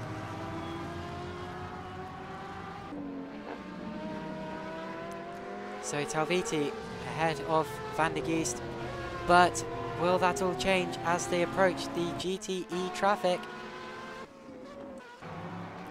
Sometimes, of course, it can really bunch up the field, as especially if they're fighting. I see a group of them up ahead, and the problem with that is that they won't be eager to give up the place and give up the time, and that can often really affect quicker cars. Although, of course, Jerry Chen has proved so far this race that he isn't a dirty driver, as he laps Nigel Middleton, and Middleton will be the first car this group comes across. Here we go, and this may well spark the accordion effect that Vandergeest needs in this close race for the LMP3 lead. John Vandergeest slipstreaming last year's LMP2 champion to the inside. Someone's in the pits. Vandergeest not going through yet, and it's Finotti actually just pitting for safety there in the last couple of minutes of the race, with 13 minutes to go, and wisely so. Let's watch Balli to see how close he can get to the back of Finotti's car. And I do still want to keep. Oh, actually, maybe not, because we're side by side for LMP3. Oh, there's slight contact, they bang wheels. Do they both make the corner? No, they don't. And surely Vandergeest will have to give that place up. Surely he will. And he knows it. He slows. Oh my word, and they've got cars coming up as well. That's Didier Colo going to the outside, and Nigel Middleton coming up on them as well. And Van der Geest very politely gave the place back to Tony Talviti. Wait up. Now why is that happening? Sorry, the order was going all bonkers. Oh no! John Van der Geest on the grass. Oh, big save for Van der Geest. What a hectic lap this has been so far. Let's have a look back at it. So, up the straight. I believe it lags more in replay. Van der Geest went to the inside. Let's have a look at it from behind the car so you can see exactly what happened. They banged wheels once. They banged wheels twice. Van der Geest couldn't get it slowed in time and ran wide onto the grass. Talviti also had to take a trip almost over the grass and then was able to get back through. I want to see just how that looked from Didier Colo, who was a couple of laps ahead, because that would have been a very hairy situation for him. Just watching these two LMP3 cars fighting up ahead and knowing that they wouldn't want to give the place up. And well done to everyone for keeping it clean and not having an almighty accident at that point in the race. Colo ran the outside of both of them, and a great, aware piece of driving from all people involved there. Just fantastic. As Talviti now has a larger gap ahead of Van der Geest, as Van der Geest had to drop off a bit. And hopefully we get to see another battle like that, and Van der Geest will be hoping for himself as well that he has enough time to re-catch Talviti, who gets slightly over the grass. Meanwhile, Andrew Harper has recovered to pass our GTE leader, Henri Miettinen, on the front straight. Hopefully, let's see if he gets past him without issue. Meanwhile, Eric Moine back in the pits. He seems to have been in the pits, I think about 4 or 5 times by now. He'll be sick of it. Brink has repassed Mazurek as well. There's Cahill Graf. Just going through the order to see if everyone is still okay. Moine in the pits. Now let's go back to the head of the order, where Talviti and Van der Geest are still in each other's sights.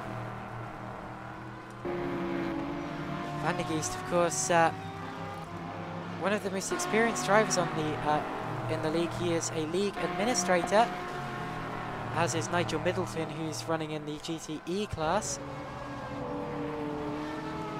So good to see drivers of all experiences and all manner of talent as well. Van der Geest, one of the most talented drivers of his experience. Really taking it to Tony Talviti here. Down the back straight, back in the slipstream. He's not going to be close enough this lap, but he's certainly going to be close.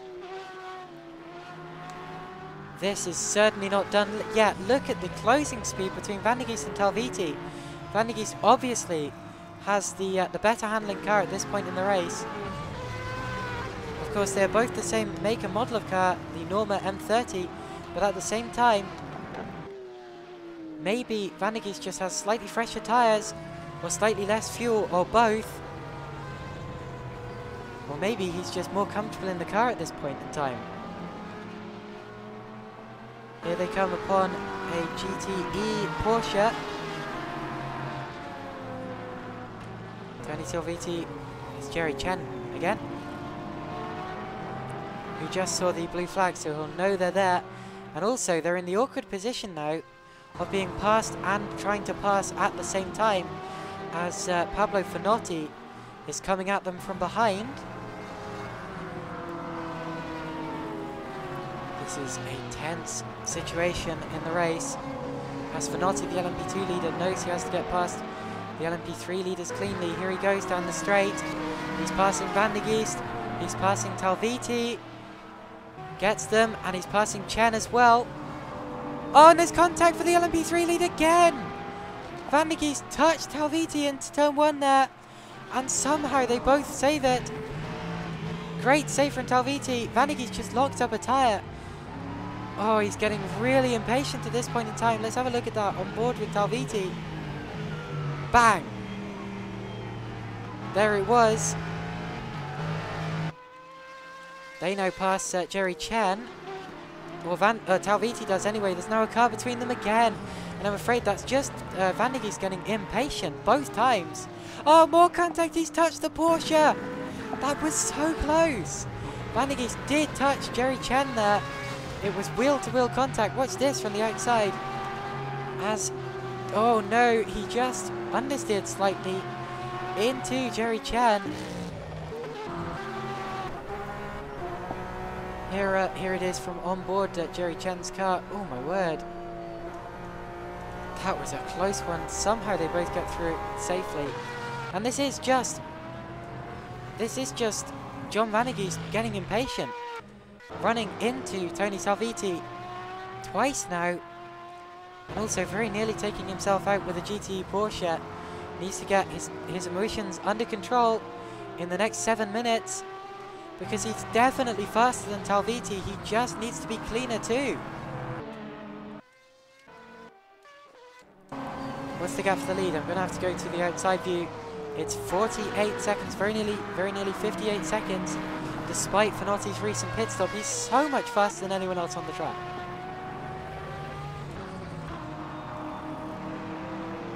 This is going to go right down to the wire between these two LMP3 front runners. What a race this is. I really hope you're enjoying this if you're watching it live. I'm sure you will be, because who wouldn't be? This is fantastic.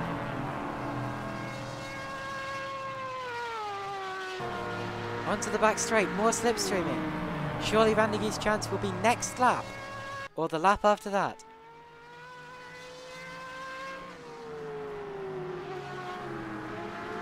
Oh, especially if they catch GTE traffic. This is Barrett Eriksson,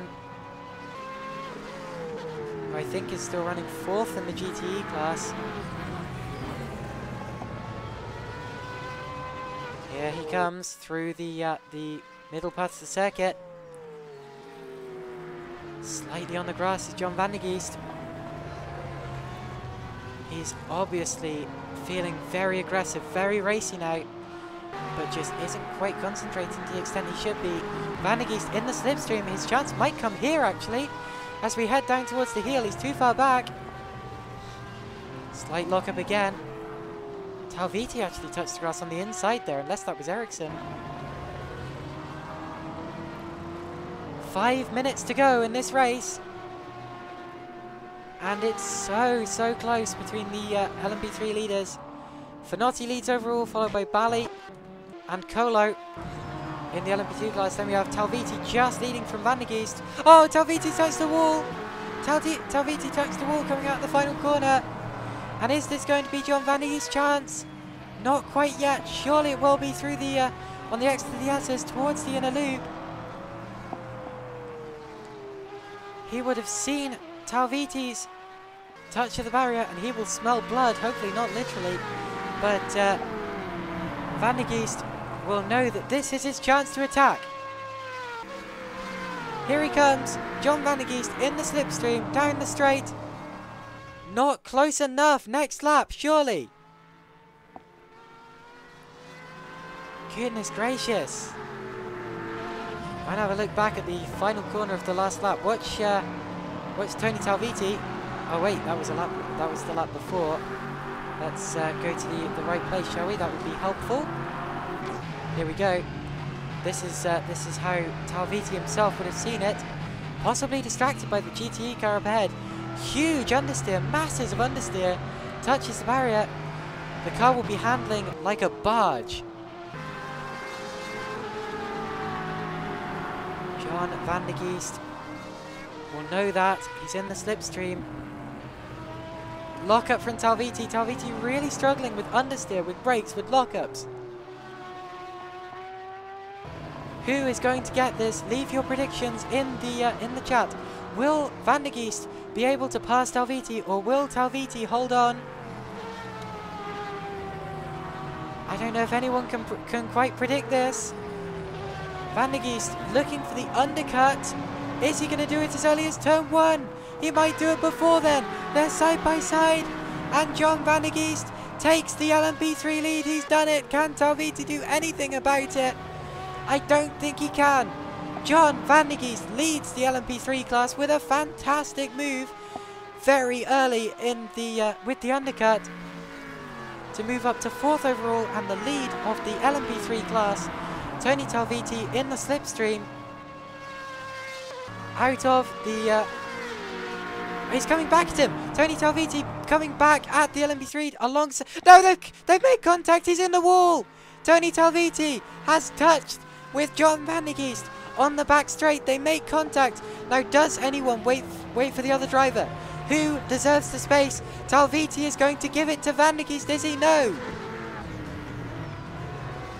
Oh my goodness. What drama we are witnessing here. Let's take a look at exactly what happened there.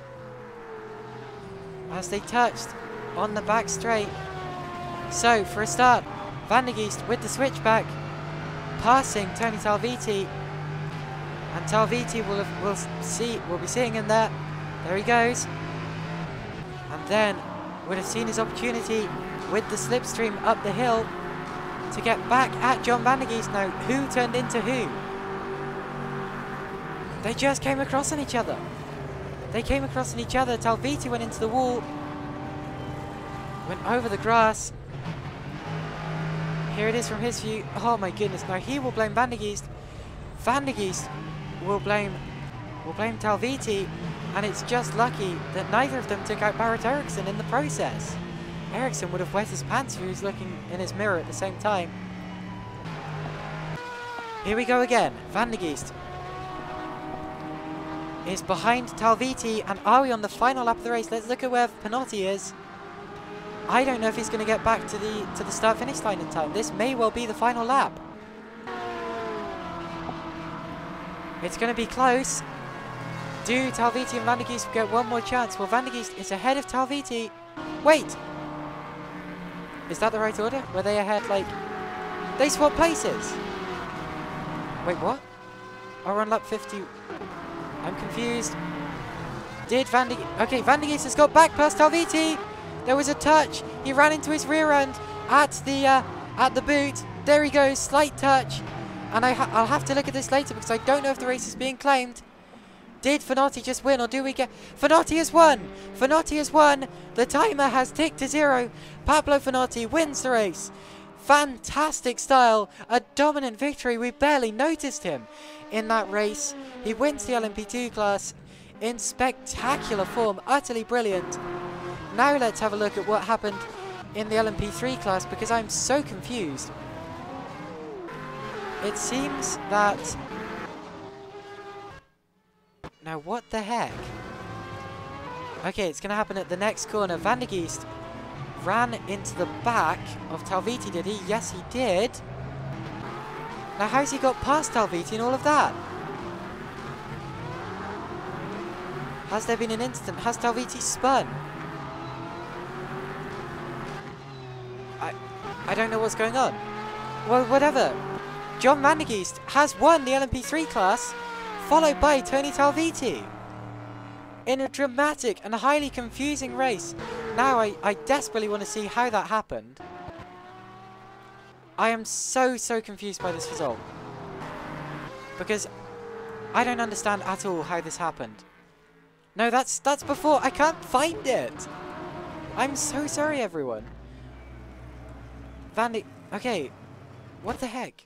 Ah. I keep skipping back to the wrong point. Okay, at this point, van der Geest ahead of Talviti. I'll run you through the finishing order in a little while, but whatever the case, we have had a really dramatic climax. He's given him the place! That's so sportsmanlike. Obviously, Talviti feels he was to blame for the incident. He's given him the place. I am so sorry for the drama in the late stages of that race there, but... Whoa, what a race it gave us. Pablo Pinotti has won, followed by Roberto Baldi, and then Didier Cola rounds out the overall podium and the LMP2 podium. Then we have John van der Geest, who won the LMP3 class in spectacular and really confusing fashion.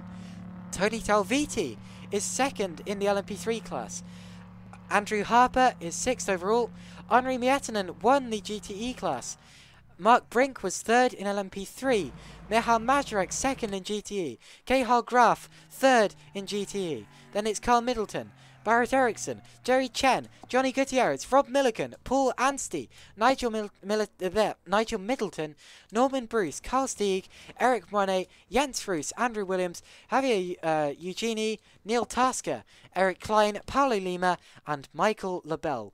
A really, really entertaining race, which was claimed in the end by 1 minute and 43 seconds. That's the biggest winning margin I've ever seen in one of these races. The biggest margin I've ever commentated on anyway. Utterly, utterly brilliant. Oh, my word. Well, Tony Talviti says, first time with the car, couldn't get tyres working at all. Good job, John. Almost played dirty, but let it go, lol. Oh, my word. Great sportsmanship there from you, Tony. Fantastic finish to the race. And congratulations on your 2nd place there in the series.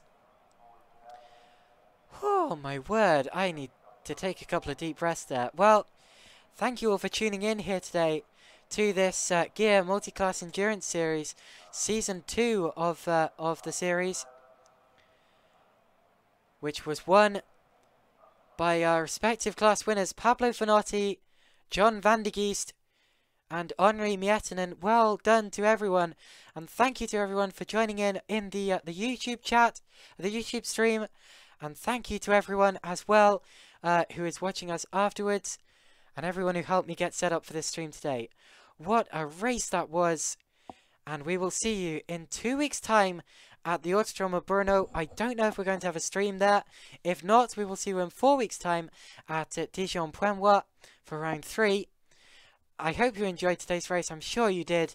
What a race that was. Thank you all, and we will see you next time out. Good night.